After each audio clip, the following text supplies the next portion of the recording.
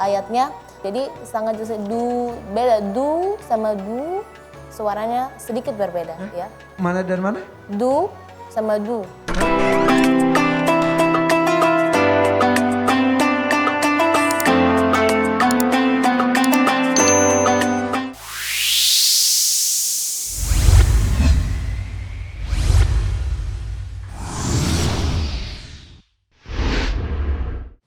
Soal untuk Kansa, silakan Syekh Ahmad Al-Misri. A'udzu billahi minasy syaithanir rajim. Bismillahirrahmanirrahim. Kadzalika ma atal ladzina min qablihim min rasulin illa qalu sahirun aw majnun. Khansa, sambungkan ayatnya. A'udzu billahi minasy syaithanir rajim.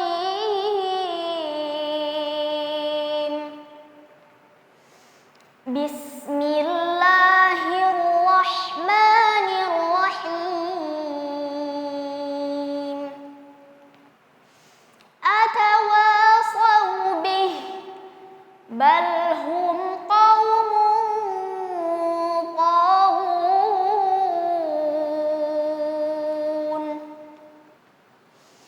فتول عنهم فما أنت بملوم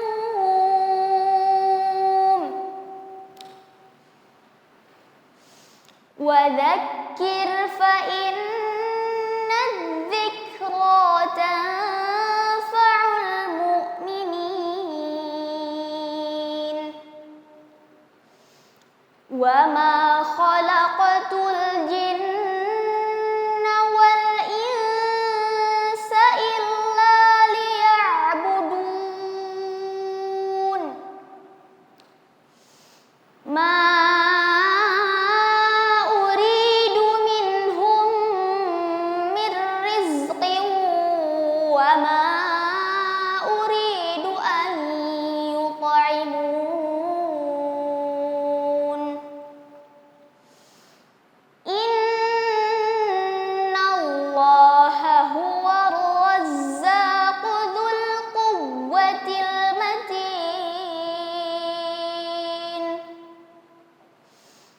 فإن للذين ظلموا ذنوبا مثل ذنوب أصحابهم فلا يستعجلون فويل للذين كفروا من يومهم الذي يوعدون.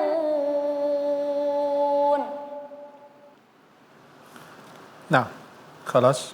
Sadaqallahul azim.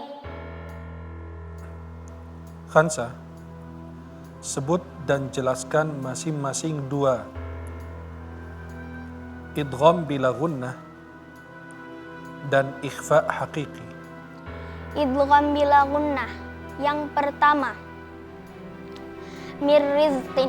Hukumnya idgham bila gunnah karena ada nun sukun bertemu dengan huruf ro, dibaca melebur tanpa mendengung.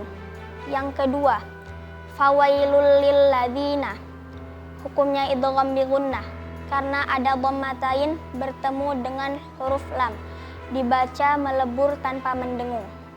Ikhfa hakiki. Yang pertama, qaumu taghun. Hukumnya ikhfa hakiki karena ada dhammah tain bertemu dengan huruf ta, dibaca samar dan mendengung. Yang kedua, fama anta.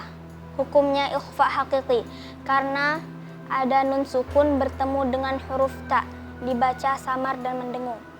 Benar, Masya Allah. Sebut dan jelaskan masing-masing satu hukum idhar syafawi dan idgham mithlain. Idhar syafawi, bal hum qaumun. Hukumnya idhar syafawi karena ada mim sukun bertemu dengan huruf qaf, dibaca jelas. Idgham mithli minhum mirrizqin. Hukumnya idgham mithlain karena ada mim sukun bertemu dengan huruf mim, dibaca mendengung. Masya Allah, benar. Pertanyaan terakhir untuk Khansa. Sebut dan jelaskan satu hukum mad jaiz munfasil. Mad jaiz munfasil. Ma uridu minhum. Hukumnya mad jaiz munfasil karena ada huruf mad alif bertemu dengan hamzah di lain kata, dibaca panjang 4 atau 5 harokat. Masya Allah, tabarakallah. Khalas. Allahumma arhamna bil Quran. Khansa, pangkal pinang. Alhamdulillah, tepuk tangan dong untuk Khansa. Oke, terima kasih. Silakan pakai lagi maskernya. Tampaknya lancar sekali menjawab pertanyaan dari Dewan Juri. Oke, kita akan tanya lebih lanjut lagi. Silakan Khansa. Samad Al-Misri, bagaimana jawaban dari Khansa?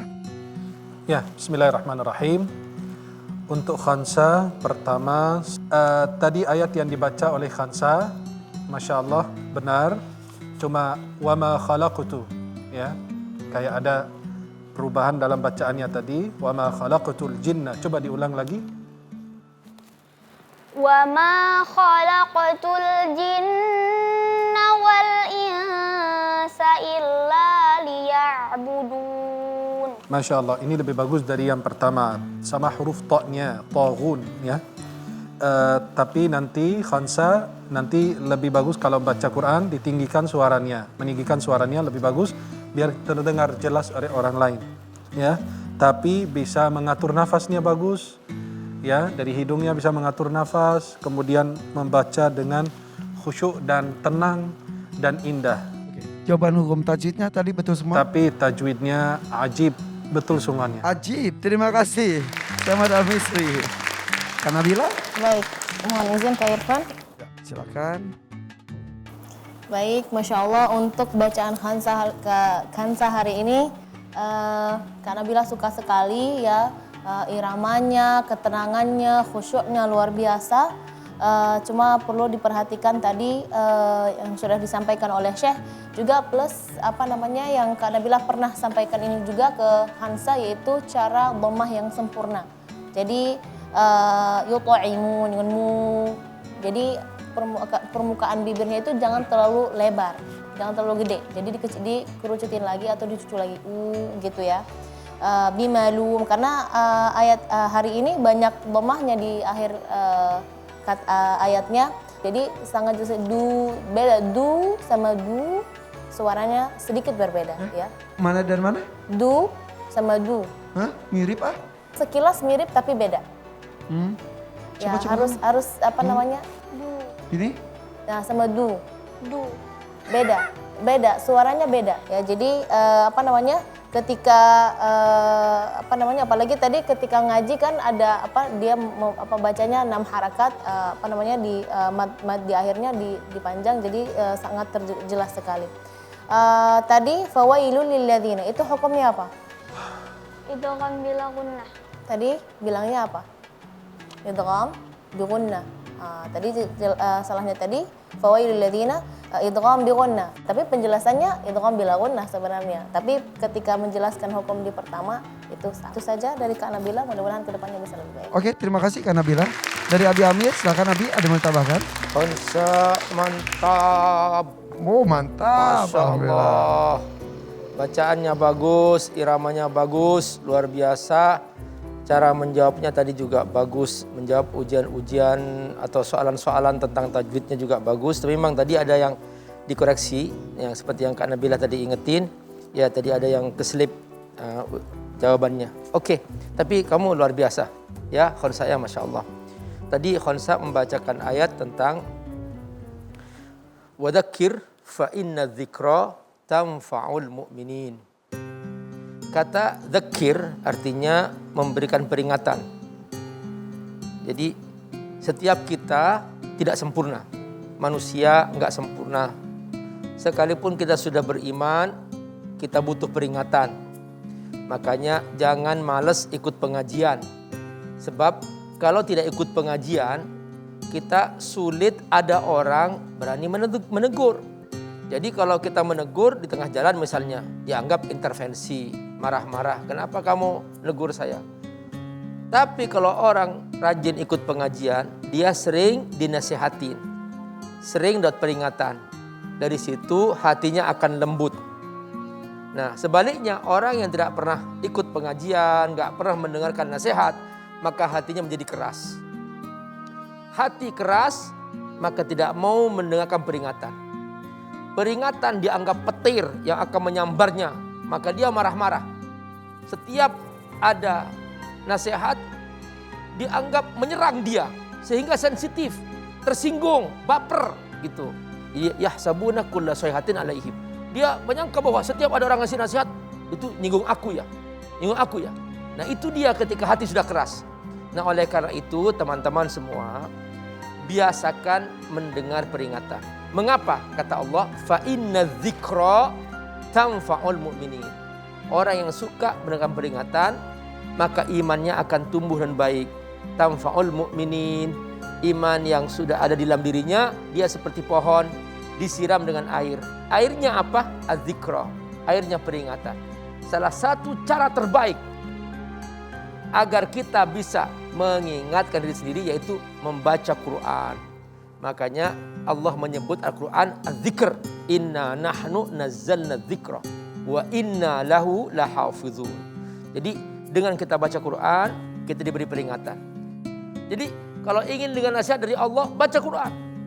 Itulah keuntungan kita kalau kita selalu membaca Quran, bersahabat dengan Quran, bersama ahlul Quran, bersama para penghafal Quran. Insya Allah hidup kita berkah karena hati kita selalu dijaga oleh Allah Subhanahu wa ta'ala dalam kondisi iman.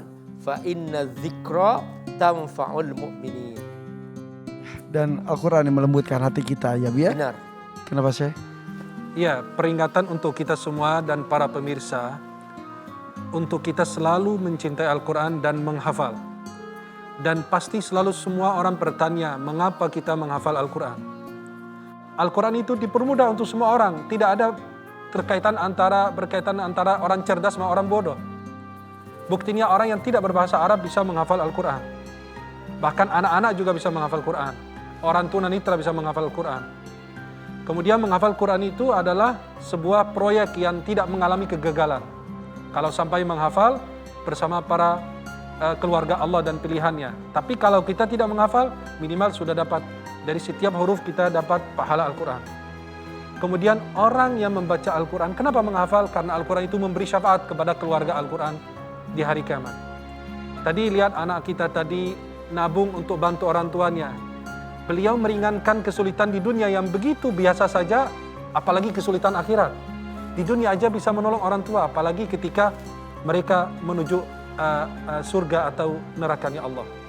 Maka subhanallah, itu para penghafal Quran. Dimanapun para penghafal Quran itu selalu dijaga oleh Allah. Ada seorang ayah mengatakan, wahai Syekh, anakku ini menjaga Al-Quran, artinya menghafal Quran. Kata Syekh ni, la, balil Quran yahfadhuh. Bukan anakmu yang menjaga Quran, tapi Al-Quran yang menjaga anakmu, menjaga akhlaknya, menjaga perilakunya, menjaga semua kegiatan yang dia lakukan karena kemuliaan Al-Quranul Karim.